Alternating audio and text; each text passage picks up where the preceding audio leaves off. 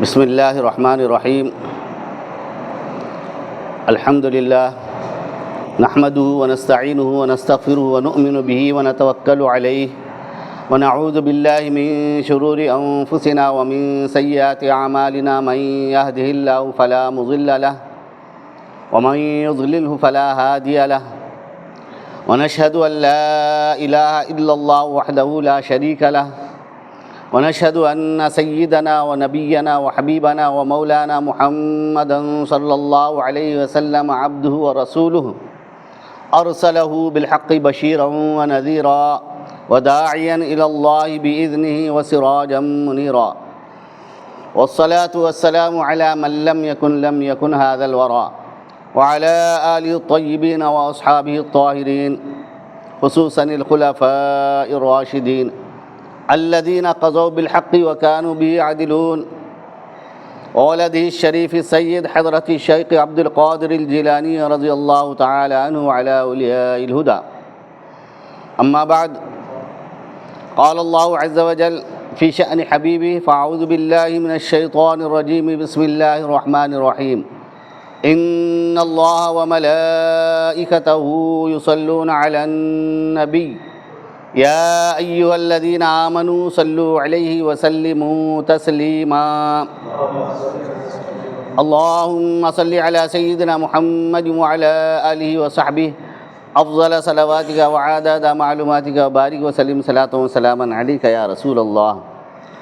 شیخ الاسلام والمسلمین بانی جامع نظامیہ، امام اہل سنت اعلیٰ حضرت مجدد دین و ملت الحافظ شاہ محمد انوار اللہ فاروقی فضیلت جنگ علیہ رحمت و رضوان ارشاد فرماتے ہیں: ہے درود پاک بھی ذکر شہ علی مقام، ہر طرح سے جس کا خالق کو منظور ہے اہتمام. بھیجتا ہے خود درود اس فخر عالم پر مدام، اور فرشتے دائماً مشغول ہیں جس میں تمام. کیسی طاعت ہوگی وہ جس میں ہو خود حق بھی شریک، ہے جو طاعت سے بری جس کا نہیں کوئی شریک. ایک مرتبہ اور بآواز بلند جھوم جھوم کر درود شریف کا نذرانہ پیش کریے. اللہم صلی علی سیدنا محمد وعلی آلہ وصحبہ افضل صلواتک وعدد معلوماتک وبارک وسلم صلاۃ وسلاما علیک یا رسول اللہ. قرآن پاک میں اللہ جل شانہ نے اپنے نبی کو اور اپنے نبی کے ذریعے سے امتیوں کو حکم فرمایا ہے کہ یا ایھا النبی جاہد الکفار والمنافقین واغلظ علیہم. اے غیب کی خبر دینے والے محمد عربی صلی اللہ علیہ وسلم، آپ اور آپ کے امتی، آپ کے اصحاب جہاد کرو کافروں سے اور منافقوں سے. واغلظ علیہم، اور ان پر بہت دباؤ ڈالو، خوب کھپسو ان کو. کیوں؟ اس لیے کہ یہ کافروں اور منافقین کا ٹھکانہ کیا ہے؟ ومأواہم جہنم، جہنم ٹھکانہ ہے. وبئس المصیر، اور کیا ہی برا ٹھکانہ ہے. اب کافر اور منافقوں میں کون سب سے زیادہ بدتر ہے؟ تو قرآن کہہ رہا ہے: ان المنافقین فی الدرک الاسفل من النار. بے شک منافقین جہنم کے بہت ہی نچلے گڑھے میں رہیں گے، کافروں سے بھی زیادہ بدترین تکلیف میں رہیں گے. اور آپ کے اور ہماری ساری کائنات کے آقا مولا بارہا ہم غلاموں کو یہ توجہ دلائی ہے کہ ہمیں ایسے منافقین، ایسے جھوٹے اور دجالوں سے ہمیں بچنا چاہیے. جیسے کہ ایک حدیث شریف ہے جس میں اللہ کے رسول صلی اللہ علیہ وسلم نے ارشاد فرمایا: یکون فی آخر الزمان کذابون دجالون. آخر زمانے میں بہت زیادہ جھوٹے اور بہت زیادہ دجال ہوں گے. ایک دجال تو آنے والا، مگر اس سے پہلے ایمان کو اور عقیدے کو برباد کرنے والے رہیں گے. یاتونکم من الاحادیث، تمہارے پاس ایسی احادیث کو لے کر آئیں گے، ایسی باتوں کو لے کر آئیں گے. لم تسمعوا انتم وآباؤکم، جس کو نہ تم نے سنا اور تمہارے باپ دادا نے سنا. ایاہم و ایاکم، ان سے بچو، اپنے آپ کو بچاؤ. تو صحابہ کرام رضوان اللہ تعالی علیہم اجمعین کامیاب اسی لیے ہوئے کہ جہاں پر وہ کفار کو دشمن سمجھتے تھے اس سے زیادہ منافقین کو دشمن سمجھتے تھے اور منافقین کو قریب آنے نہیں دیتے تھے۔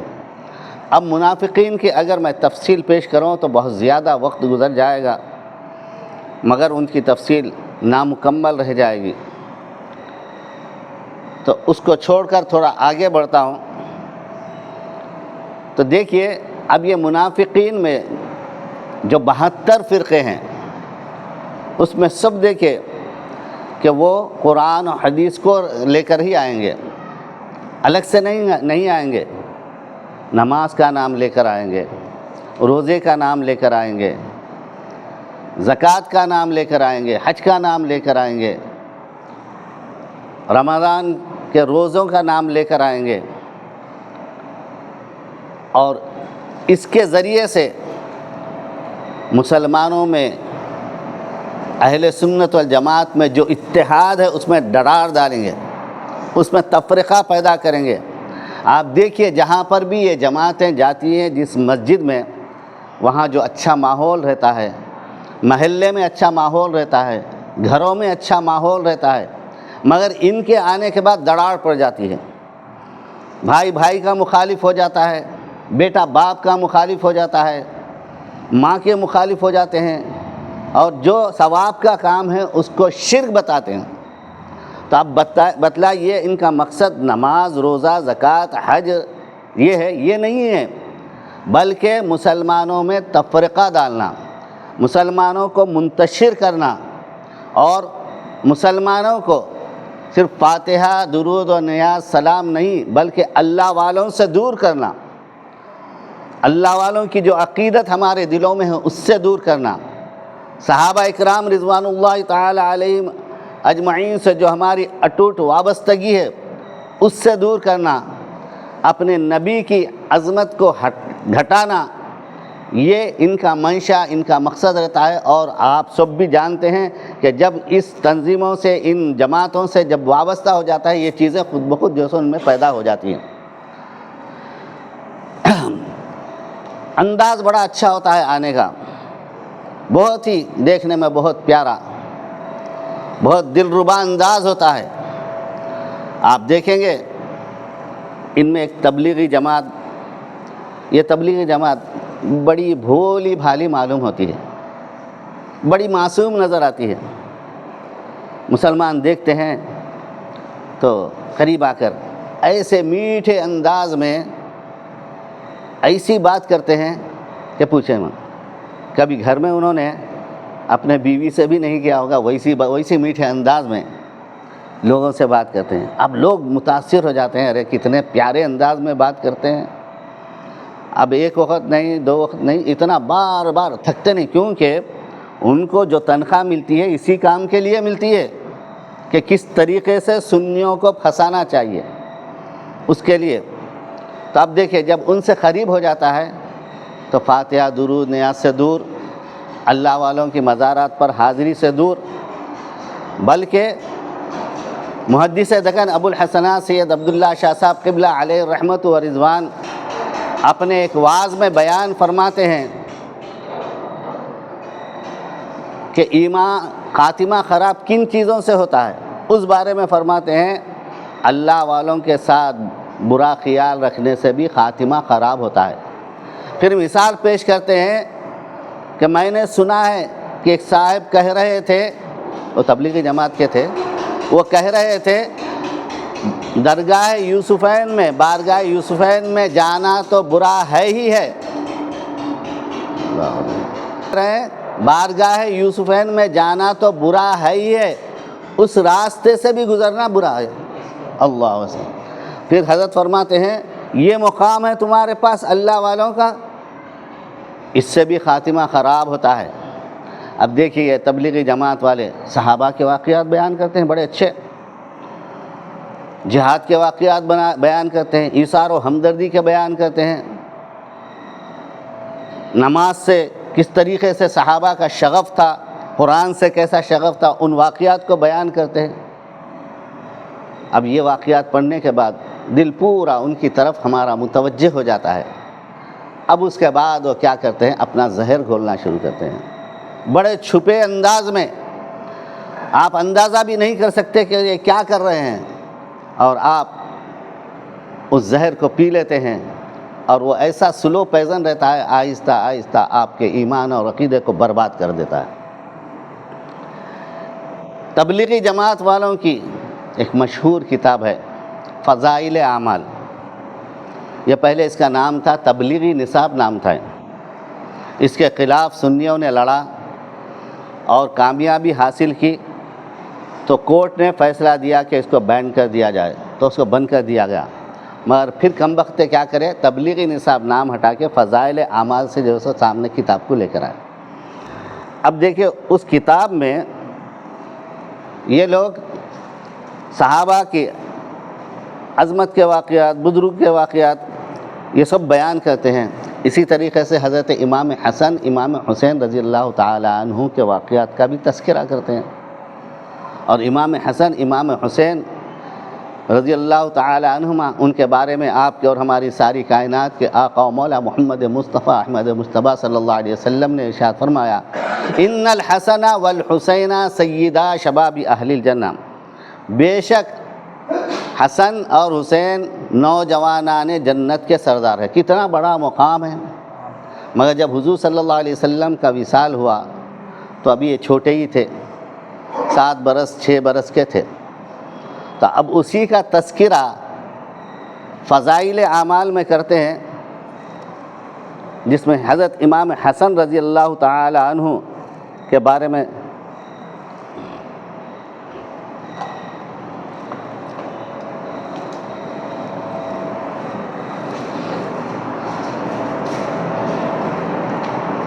دیکھیے ہیڈنگ باندھے ہیں، حضرت امام حسن رضی اللہ تعالی عنہ کا بچپن میں علمی مشغلہ، بڑی اچھی ہیڈنگ ہے۔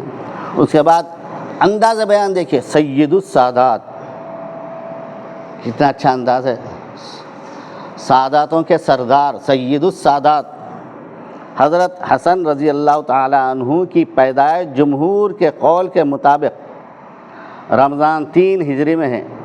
اس اعتبار سے حضور اقدس صلی اللہ علیہ وسلم کے وصال کے وقت ان کی عمر 7 برس اور کچھ مہینوں کی ہوئی۔ اب دیکھیں اس کے بعد 7 برس کی عمر ہی کیا ہوتی ہے جس میں کوئی علمی کمال حاصل کیا جا سکتا ہو، لیکن اس کے باوجود حدیث کی کئی روایتیں ان سے نقل کی جاتی ہے۔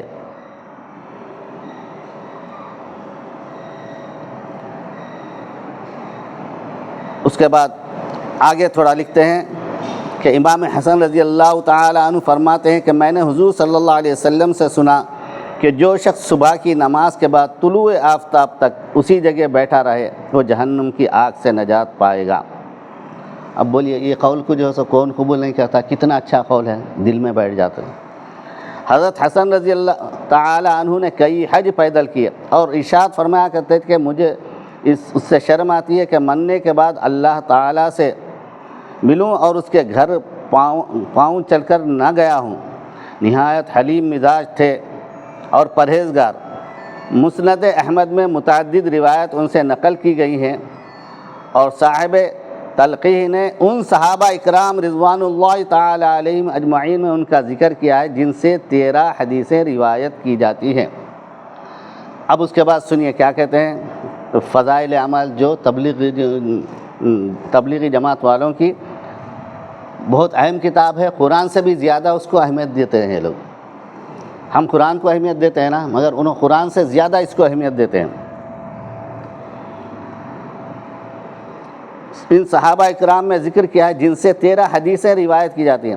7 برس کی عمر ہی کیا ہوتی ہے، اس وقت کی اتنی احادیث کا یاد رکھنا اور نقل کرنا حافظے کا کمال، کیا ہے، حافظے کا کمال ہے اور شوق کی انتہا۔ افسوس ہے کہ ہم لوگ اپنے بچوں کو 7 برس تک دین کی معمولی سے باتیں بھی نہیں بتاتے۔ اب دیکھیں یہاں کیا کہہ رہے ہیں، 7 برس کی عمر ہی کیا ہوتی ہے، ذرا اس جملے پہ توجہ چاہوں گا، غور سے سنیے، آپ ذہن میں رکھیے، آپ کو سمجھ میں آئے گی یہ جماعت والے آپ کو گمراہ کرنے آئیں گے تو آپ جو سو جواب دے سکیں گے ان کی کتاب سے ہی۔ 7 برس کی عمر ہی کیا ہوتی ہے، اس وقت کی اتنی احادیث کا یاد رکھنا اور نقل کرنا حافظے کا کمال ہے اور شوق کی انتہا۔ 13 حدیثیں بیان کرنا، اس کو حافظے کا کمال کہیں گے اور شوق کی انتہا کہیں گے؟ ٹھیک ہے، چلیے اب حضرت امام حسین رضی اللہ تعالی عنہ کا بچپن میں علمی مشغلہ۔ اب یہاں پہ بھی کیا کہتے ہیں؟ سید السادات، یہاں پہ بھی وہی انداز۔ حضرت حسین رضی اللہ تعالی عنہ اپنے بھائی حضرت حسن رضی اللہ تعالی عنہ سے بھی 1 سال چھوٹے تھے، اس لیے ان کی عمر حضور اقدس صلی اللہ علیہ وسلم کے وصال کے وقت اور بھی کم تھی، یعنی 6 برس اور چند مہینے کی۔ 6 برس کا بچہ کیا دین کی باتوں کو محفوظ کر سکتا ہے؟ ذرا جملہ غور کیجئے، آگے آپ کو میں جو بات بتانا چاہتا ہوں اس کو سمجھنے میں آسانی ہوگی۔ فضائل اعمال صفحہ 228، 229، 230، فضائل اعمال تبلیغی جماعت والوں کی۔ 6 برس کا بچہ کیا دین کی باتوں کو محفوظ کر سکتا ہے؟ لیکن امام حسین رضی اللہ تعالی عنہ کی روایتیں حدیث کی کتابوں میں نقل کی جاتی ہیں اور محدثین نے اس جماعت میں ان کا شمار کیا ہے جن سے 8 حدیثیں منقول ہیں۔ آگے اور کچھ بھی جو سو فضائل وغیرہ لکھ رہے ہیں۔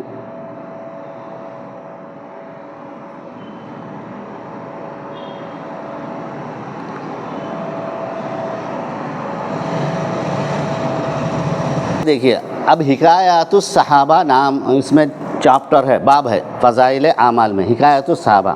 اب حکایات الصحابہ میں صحابہ کا ہی ذکر ہونا چاہیے نا، کسی اور کا ذکر نہیں ہونا چاہیے۔ کسی اور کا ذکر کر رہے ہیں تو الگ سے ایک چاپٹر بنانا، الگ سے ایک باب بنانا چاہیے، مگر اس میں کیا لکھتے ہیں؟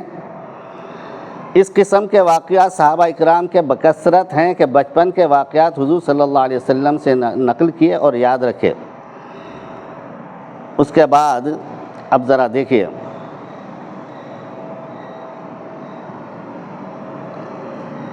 والد کے بچپن کا زمانہ ہی کیا ہوتا ہے، 7 برس کی عمر ہی کیا ہوتی ہے۔ اب یہاں جو ہے سو تھوڑا جو ہے سو اپنا ماحول بنا رہے ہیں، اپنا ماحول بناتے ہوئے کہیں بچپن کا زمانہ حافظی کی قوت کا زمانہ ہوتا ہے۔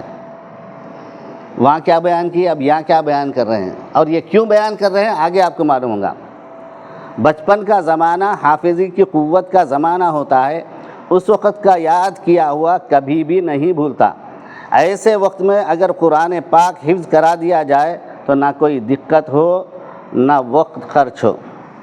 اب اس کے بعد فضائل اعمال تبلیغی جماعت کے جو بانی ہیں، انہوں نے جو کتاب لکھی ہے وہ اپنے والد کے متعلق کہتے ہیں، میں نے اپنے والد صاحب نور اللہ مرقدہ سے بھی بارہا سنا اور اپنے گھر کی بوڑھیوں سے بھی سنا ہے کہ میرے والد صاحب، کس کے؟ یہ تبلیغی جماعت کے جو بانی ہیں ان کے والد صاحب، میرے والد صاحب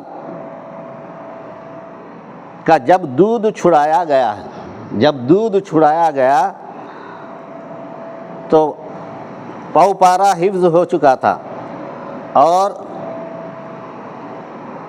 7 برس کی عمر میں قرآن شریف پورا حفظ ہو چکا تھا، اور وہ اپنے والد یعنی میرے دادے صاحب سے مخفی فارسی کا بھی معتد بھی حصہ بوستان، سکندر نامہ وغیرہ پڑھ چکے تھے۔ فرمایا کرتے تھے میرے والد صاحب نے قرآن شریف ختم ہونے کے بعد یہ ارشاد فرما دیا تھا کہ ایک قرآن شریف روزانہ پڑھ لیا کرو، باقی تمام دن چھٹی۔ میں گرمی کے موسم میں صبح کی نماز کے بعد مکان کی چھت پر بیٹھا کرتا تھا اور 6-7 گھنٹوں میں قرآن شریف پورا کیا کرتا تھا۔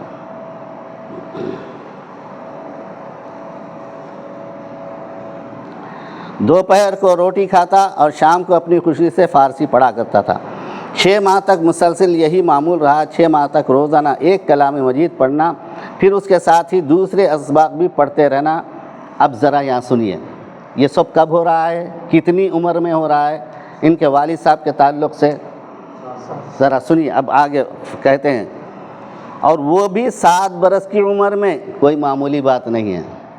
امام حسن کا ذکر کیے 13 حدیثوں کا ذکر، امام حسین کا ذکر کیے تو 8 حدیثوں کا ذکر، قرآن کے حفظ ہونے کا کوئی ذکر نہیں ہے، جن کی پرورش رسول اللہ صلی اللہ علیہ وسلم کے گود میں ہوئی، کاندھے پر ہوئی، ان کے حفظ کا معاملہ کیا ہوگا؟ کوئی اندازہ کر سکتا ہے؟ نہیں کر سکتا۔ مگر وہاں پر صرف کیا بتائے کہ 13 حدیثیں، 8 حدیثیں۔ اور یہاں پر کیا فرما رہے ہیں اپنے والد کے تعلق سے کہ 7 برس کی عمر میں کوئی معلومی بات نہیں ہے۔ اسی کا یہ ثمرہ تھا کہ قرآن شریف میں متشابہ لگنا یا بھولنا جانتے ہی نہ تھے۔ تو اب ذرا دیکھیے، اب آپ کچھ سمجھ گئے ہوں گے کہ ایک طرف امام حسن امام حسین رضی اللہ تعالی عنہ کی عظمت بیان کر رہے ہیں، کس طریقے سے؟ 13 حدیثیں، 8 حدیثیں، اور یہ کہہ رہے ہیں کہ 7 برس کی عمر ہی کیا ہوتی ہے، مگر حافظے کا کمال، شوق کی انتہا۔ اور اپنے باپ کا ذکر کر رہے ہیں تو وہاں پہ بھی 7 برس، اور 7 برس کی عمر میں روزانہ قرآن شریف پڑھ لیتے تھے، فلانی کتاب پڑھ لیتے تھے، فلانی کتاب پڑھ لیتے تھے۔ تو دیکھیے اب بے ادبی کا بیج بو دیے یہ لوگ۔ اب میں پوچھنا چاہتا ہوں ان تبلیغی جماعت والوں سے کہ امام حسن اور امام حسین رضی اللہ تعالی عنہ کا ذکر کیا جائے تو اس طریقے سے، اور وہیں پر حکایات صحابہ میں اپنے باپ کا ذکر، پہلے تو سب سے بڑی بے ادبی یہ ہے کہ صحابہ کے جو ہے سب باپ میں ان کا ذکر کیا، یہ بے ادبی ہے۔ کہیں اور کرتے تو الگ بات تھی۔ پھر اس کے بعد 7 برس کا عمر کا ہی جملہ ادا کرنا اور پھر ان کو اتنا بڑا چڑھا کے پیش کرنا۔ اب سننے والا اور جو سو وہ کتاب پڑھنے والا کیا سمجھتا ہے کہ امام حسن اور امام حسین سے بھی بڑھ کر ان کے والد کا مقام تھا، حافظہ تھا، کمال تھا، قرآن حفظ کر لیے تھے، کیا کیا کر لیے تھے۔ یہ بات ذہن میں آتی ہے۔ اب بے ادبی آ گئی، اب بے ادبی آ گئی تو اس کے بعد کیا ہوتا ہے کہ بعد کے لوگ صحابہ سے بھی بڑھ سکتے ہیں، بلکہ بعد کے لوگ ان نے اپنی کتابوں میں لکھ دیا کہ نبی سے بھی بڑھ جاتے ہیں، عمل میں نبی سے بھی بڑھ جاتے ہیں، یہ لکھ دیا۔ تو اس طریقے سے توہین کی جاتی ہے۔ ہم خواہ کے مخالفت نہیں کرتے، ہمارے علماء اہل سنت اللہ والے ان کی مخالفت صرف خواہ کے نہیں کیے، بلکہ یہ لوگ ایمان اور عقیدے کو برباد کرنے کی باتیں کرتے ہیں، اس لیے ان کی مخالفت ہم کرتے رہے ہیں اور کرتے رہیں گے، اور ان کے فتنے سے آپ کو محفوظ رکھنے کی پوری کوشش کریں گے۔ اگر اس کے بعد بھی کوئی اگر جاتا ہے تو پھر اللہ تعالیٰ یہی کہتا ہے کہ وَمَن يُشَاقِقِ الرَّسُولَ مِن بَعْدِ مَا تَبَيَّنَ لَهُ الْهُدَىٰ وَيَتَّبِعْ غَيْرَ سَبِيلِ الْمُؤْمِنِينَ نُوَلِّهِ مَا تَوَلَّىٰ وَنُصْلِهِ جَهَنَّمَ وَسَاءَتْ مَصِيرًا۔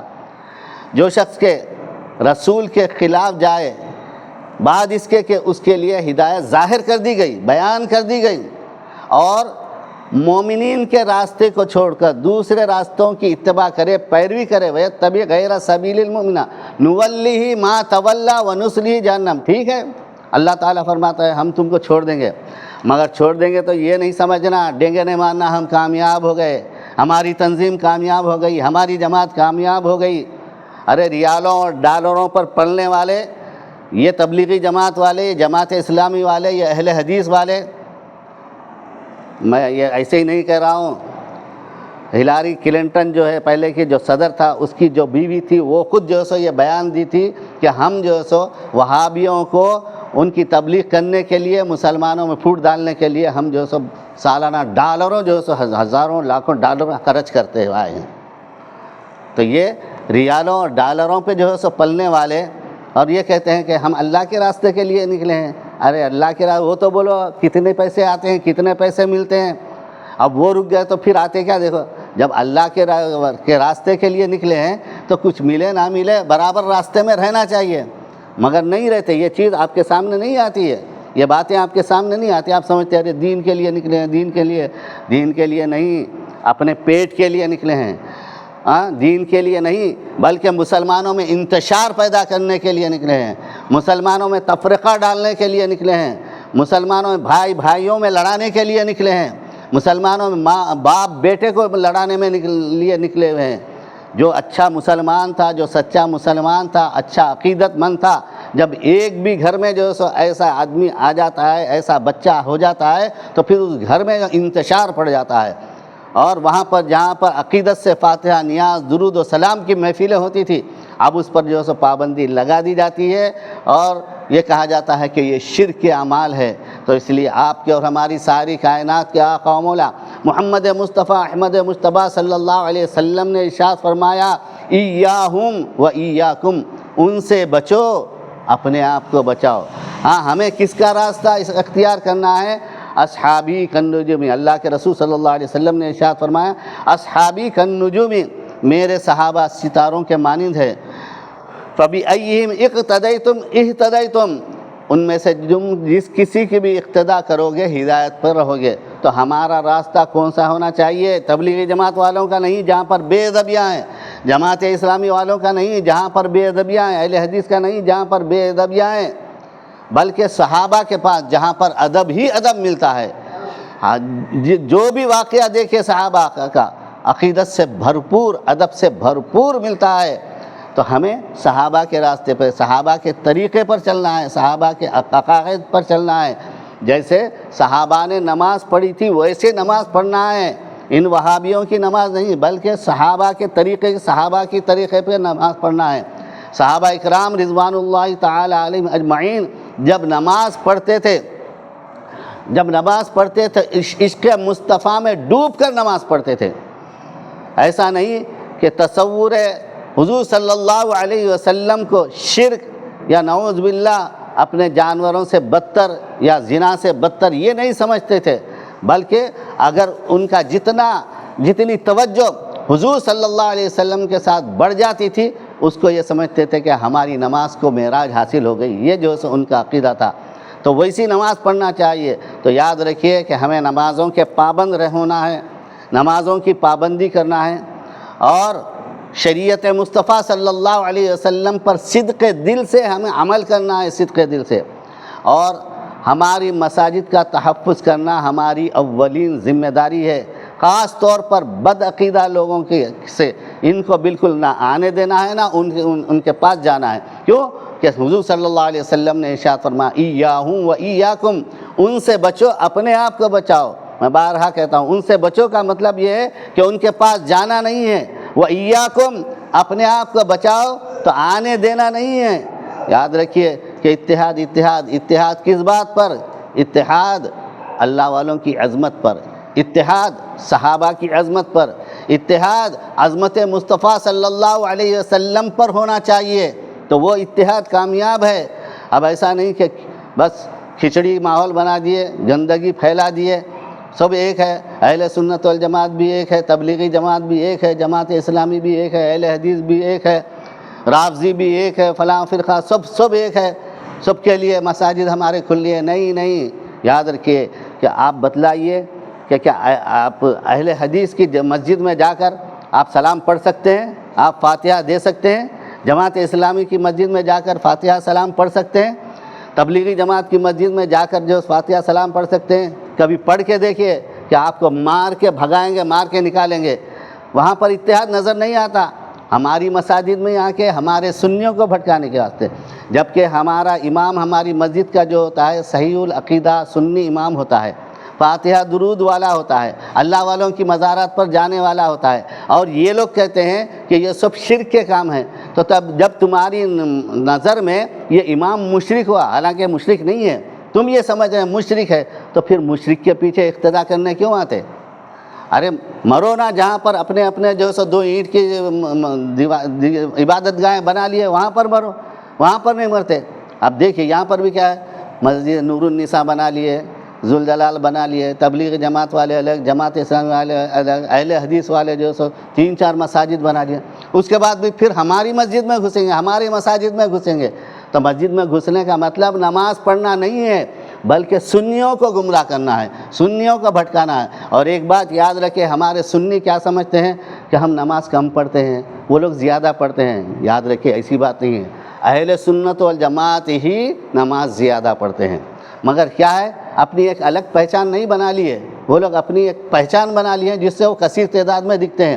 ہمارے پاس کیا ہے، کوئی پینٹ بوشرٹ میں ہے، کوئی جو سو کرتے پیجامے پہ ہے، کوئی کسی قسم کی ٹوپی پہنا ہے، کوئی قسم کی ٹوپی پہنا ہے، تو اس لحاظ سے جو سو ایک جیسے نہیں ہونے کی وجہ سے ظاہر میں زیادہ نہیں دکھتے، مگر وہ لوگ کیا ہے ایک ہی قسم کا لباس پہنتے ہیں، تو ایسا دکھتا ہے کہ ان کے ابا یہ لوگ نماز زیادہ پڑھتے ہیں۔ یہ لوگ نماز زیادہ نہیں پڑھتے، ہم زیادہ پڑھتے ہیں۔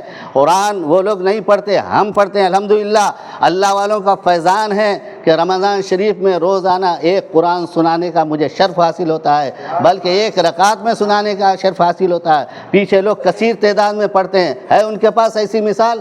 ہمارے اللہ والوں کے پاس وہ مثال ہے اور ان کا فیضان ہے۔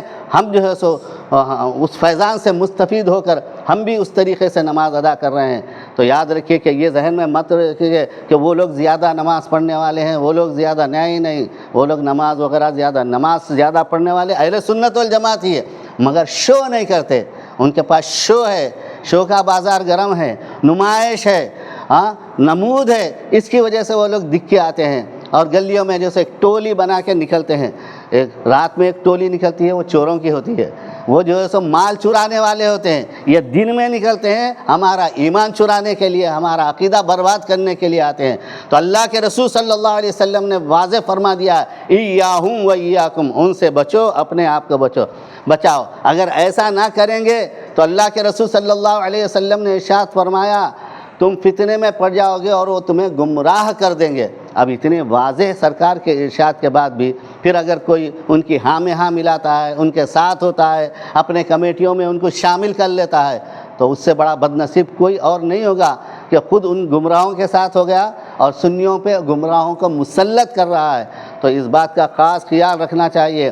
آخر میں ان کی جو نشو و نما ہے اور جو شو پٹ اپ ہے اور جو نمائش کرتے ہیں، اس تعلق سے ایک شعر کہہ کر اپنی گفتگو ختم کروں گا۔